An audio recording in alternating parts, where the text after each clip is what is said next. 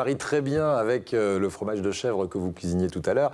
C'est le miel, bien sûr, et une transition toute trouvée avec notre invité événement du jour. Philippe Picard, c'est l'un des organisateurs de la fête du miel de Mouansartou dans les Alpes-Maritimes.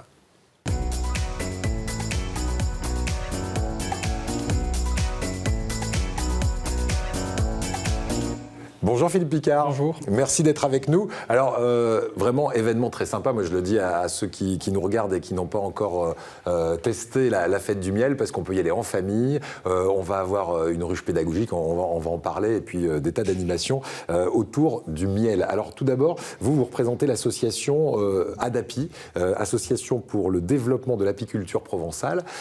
Cette fête du miel, qui aura lieu donc ce dimanche 28 avril, a été pensée, créée, pourquoi ? Pour à la fois dire on a du bon miel dans la région, mais j'imagine que ça va au-delà de ça.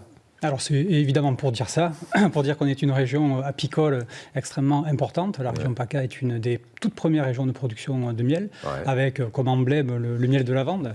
On en voit quelques photos derrière vous. L'idée de la fête du miel, c'est tout simplement en fait, de donner la parole aux apiculteurs.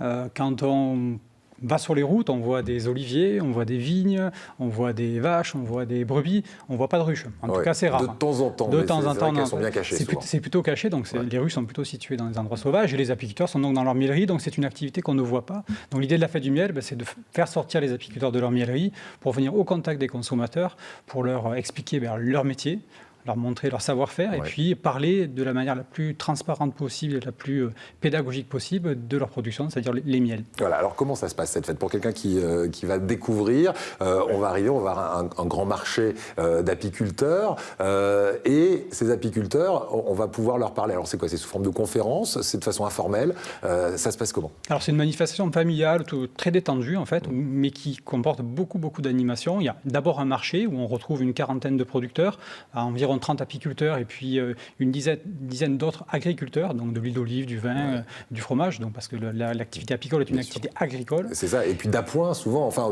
c'est parfois une activité complète, mais rarement, donc on y ajoute la vigne ou l'olive, effectivement. Tout à fait, mais là il y a beaucoup d'apiculteurs professionnels, c'est-à-dire des apiculteurs qui ne vivent que de ça. Que de ça, voilà. Tout à fait. Et autour de ce marché de producteurs, il y a énormément d'animations gratuites et qui ont toutes un objectif qui est d'expliquer une partie de l'apiculture, une partie du produit. Alors, avec toutes ces animations, on va pouvoir en fait partir de la fleur et aller jusqu'au pot de miel avec différentes animations. Alors, on a c'est ludique, souvent. C'est ludique. Par exemple d'animation qu'on va trouver. Alors, une animation extrêmement attractive, c'est l'ouverture en fait d'une ruche en public dans une remorque vitrée. On la voit là justement à l'écran. Donc, on voit enfin le consommateur peut en toute sécurité voir de très près que le métier d'apiculteur, les gestes de l'apiculteur. Et l'apiculteur évidemment commande ce qu'il fait, c'est interactif. Donc ça, c'est une des animations phare. Il y a également une extraction de miel dans la salle du conseil municipal de la ville de Mouansartou. Donc là, on installe une mielerie, une vraie mielerie, on extrait du miel en direct, donc les gens voient concrètement ce qui se passe dans une mielerie. Il y a des animations pour les enfants, énormément d'animations pour les enfants, de la pâtisserie, des décorations de bougies en cire, enfin voilà, de la cuisine au miel, enfin il y a énormément de choses. La ruche pédagogique, c'est bien aussi pour parler de ces abeilles, on va terminer là-dessus, puisque c'est souvent au devant de l'actualité, l'abeille qui est en danger. Et si l'abeille est en danger, on dit que la planète, elle aussi, est en danger. Est-ce que dans notre région, elle est tout aussi en danger qu'ailleurs, ou est-ce qu'on la protège un peu plus? Alors, si on essaye de parler de la normalité, un apiculteur normal, lambda, perd chaque année, au cours de l'hiver, entre 5 et 10%. Ça, on appelle ça la normalité. Ça, c'est normal.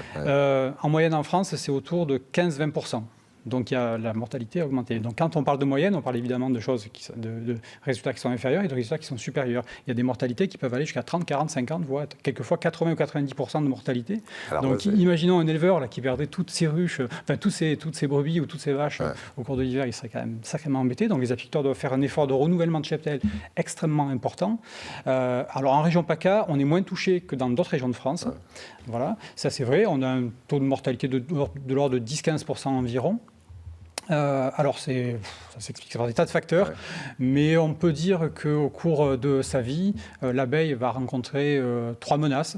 le varroa, donc qui est un parasite qui je crois que c'était le varroa. Ouais. Non, pas nos amis du département du Var, mais le petit parasite, voilà, qui s'installe sur l'abeille en fait et qui va en fait affaiblir la colonie. Évidemment, les pesticides et les produits phytosanitaires et la baisse de biodiversité et donc la baisse de diversité de la ressource alimentaire pour les abeilles. Voilà. Et toutes ces questions, on pourra vous les poser parce qu'on n'a évidemment pas le temps sur cette émission, mais en tout cas, allez-y, vous passerez un bon moment et vous allez apprendre des tas de choses avec ces apiculteurs passionnés qui vous donnent rendez-vous toute la journée du dimanche 28 avril, de ce dimanche, donc à Montsartou. Merci à vous, Philippe Picard.